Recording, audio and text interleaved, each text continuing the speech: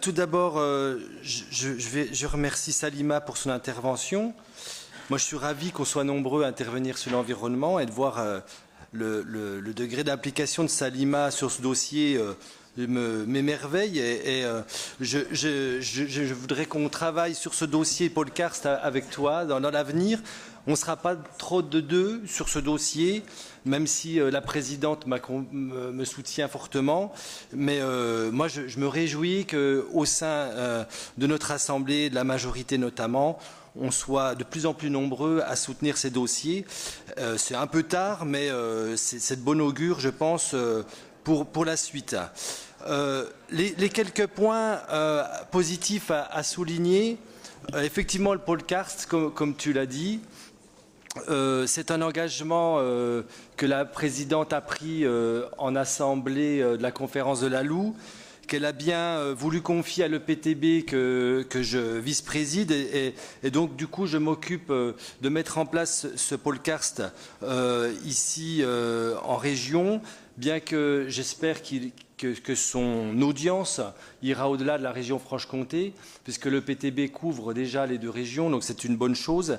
Et puis au-delà même de nos deux régions, puisque les problèmes karstiques vont au-delà sur le pays et même ailleurs du pays, notamment chez nos voisins suisses. Donc effectivement, on mise beaucoup sur l'installation de ce pôle karst qui permettra de rassembler, de coordonner beaucoup de données en Franche-Comté et en France sur les problématiques de circulation d'eau, de transfert de pollution. Et effectivement, maintenant, je crois que les Francs-Comtois ont compris vraiment ce qu'ils pouvaient apporter à la problématique des rivières comtoises. Et je me réjouis de ce fait-là. La politique des RNR est vraiment tend à se développer ici à la région. Je me réjouis également de cela. On a eu... je m'émerveille, voilà. Des fois je me réjouis, des fois je m'émerveille, voilà. Mais voilà.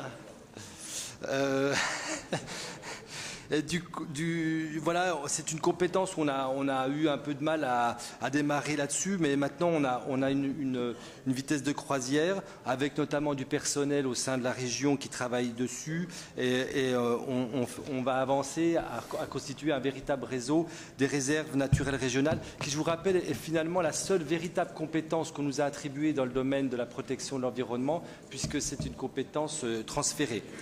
Et puis le soutien à la Maison de l'Environnement que Sophie a pointé tout à l'heure, avec ces trois plateaux qui structurent les acteurs de l'environnement en région, le patrimoine naturel, le plateau éducation à l'environnement et le débat public, qui sont importants également. J'ai noté l'engagement important dans le domaine du SRCE. Alors c'est une bonne chose. Je note un petit bémol, c'est qu'il ne faudrait pas que l'ensemble de notre politique soit tourné sur ce SRCE. Le SRCE ne fait pas l'alpha et l'oméga de la politique environnementale en Franche-Comté. Donc il faut veiller que tous nos crédits ne partent pas là-dedans, parce que j'ai noté qu'on avait tendance à flécher le Fonds régional de biodiversité sur le SRCE. Je vous rappelle que le Fonds régional de biodiversité vient suppléer notre non-engagement en matière de crédit européen sur la biodiversité. Et donc il doit pouvoir faire émerger des projets en région sur le territoire qui ne sont pas forcément fléchés par nos politiques, notamment sur le CRCE, et faire émerger des vrais projets de territoire. Un point de vigilance que je voudrais signaler quand même globalement, et pour répondre à Stéphane Kremer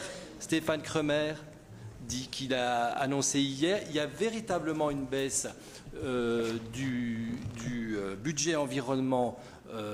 Tu t'es peut-être un peu trompé en calculant, puisqu'il faut soustraire systématiquement des budgets environnement le Fonds régional de biodiversité qui vient, comme je viens de le dire, suppléer les fonds européens. Donc on ne les intègre pas à proprement dit dans le budget environnement, puisque ce sont des budgets fléchés comme s'ils venaient de l'Union européenne.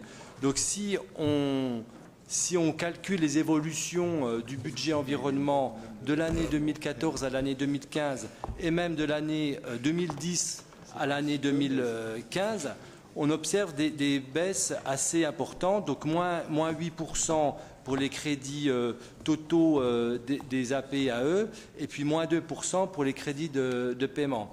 Et par rapport à l'année 2010, il faut quand même noter une baisse très conséquente du budget environnement, de moins 29% en AEAP et de moins 6% en crédit de paiement, investissement et fonctionnement. Donc pour dire quand même que... c'est en baisse, oui. Pour dire quand même que le développement économique, l'aménagement du territoire, le maintien de l'agriculture, la vitalité de notre région ne peut pas se faire contre l'environnement. Et merci. Et la baisse permanente du budget environnement d'une année à l'autre et globalement depuis l'année 2010, donc d'un tiers en AP, c'est un signal qui n'est pas positif. Et c'est un signal qui montre que l'environnement ne mérite pas une jauge pourtant minimum que l'on pourrait sacraliser sur cette ligne budgétaire. Donc c'est pour moi, pour nous, pour notre groupe, c'est mal engager notre politique transition écologique sur le territoire. Je vous remercie.